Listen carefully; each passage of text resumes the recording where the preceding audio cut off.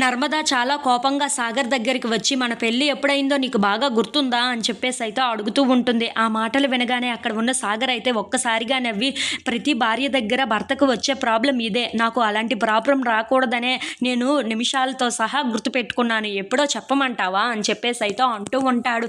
ఆ మాటలు వినగానే అక్కడ ఉన్న నర్మద మాత్రం చాలా కోపంగా సాగర్ వైపు చూస్తూ ఉంటుంది. ఏంటి బంగారం అంత కోపంగా చూస్తున్నావు? నువ్వు అంత కోపంగా చూస్తూ ఉంటే నేను చూడలేను తెలుసా, నేను తట్టుకోలేను తెలుసా, అయినా ఎప్పుడో చెప్పమంటావు, అంతే కదా, చెప్తాను వినైతే అని చెప్పేసి అయితే అంటూ ఉంటాడు. ఇంతలో అక్కడ ఉన్న నర్మదా మాత్రం, సార్ సార్ ఆగండి, ఒక్క నిమిషం ఆగండి, నేను చెప్పేది వినండి, పెళ్లి కాకముందు నువ్వు నాతో ఏమని చెప్పావు, నిన్ను మహారాణిలా చూసుకుంటాను, అక్కడికి తీసుకొని వెళ్తాను, ఇక్కడికి తీసుకొని వెళ్తాను, సినిమాలకు తీసుకొని వెళ్తాను, షికారులకు తీసుకొని వెళ్తాను, రెస్టారెంట్లకు తీసుకొని వెళ్తానని నా దగ్గర నాకు మాట ఇచ్చావు.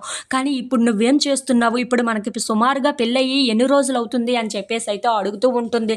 ఆ మాటలు వినగానే అక్కడ ఉన్న సాగర్ అయితే ఒక్కసారిగా షాక్ అయిపోయి, ఇప్పటికీ ఒక 4 నెలల దగ్గర అవుతుంది అని చెప్పేసి అయితే అంటూ ఉంటాడు. ఆ మాటలు వినగానే అక్కడ ఉన్న నర్మదా మాత్రం, అవునా 4 నెలల దగ్గర అవుతుంది, కరెక్ట్గా చెప్పావు, కానీ ఇప్పుడు నాకు అప్పుడు ఇచ్చిన మాటని మాత్రం ఎక్కడ పెట్టేశావు, నన్ను ఎక్కడెక్కడో తిప్పుతానని ఏదేదో చేస్తానని అన్ని మాట ఇచ్చావు, కానీ ఏమీ చెయ్యట్లేదు, నువ్వు రైస్ మిల్ దగ్గర ఉండిపోతున్నావు, నేనేమో ఇంట్లోనో ఆఫీస్ అని అక్కడే ఉండిపోతున్నాను, కానీ ఎక్కడ ఎంజాయ్ చేస్తున్నాం చెప్పు అని చెప్పేసి అయితే అలుగుతూ ఉంటుంది. ఇంతలో సాగర్ నర్మదా దగ్గరికి వచ్చి, అమ్మ తల్లి, నిన్ను ఎలాగైనా సరే ఎక్కడో ఒక్కడ తిప్పుతానని మాట ఇచ్చాను కదా, అది తీరుస్తాను, కానీ మన ఇంట్లో ఎప్పటికప్పుడే ఏవో ఒక గొడవలు జరుగుతూనే ఉంటున్నాయి, అందువల్లే నేను ఏమీ చేయలేకపోతున్నాను, నా బుజ్జివి కదూ, ఈ ఒక్కసారికి నాకు నా మీద కోపం తగ్గించుకో అమ్మా అని చెప్పేసి అయితే అక్కడ ఉన్న నర్మదాని నవ్విస్తూ ఉంటాడు.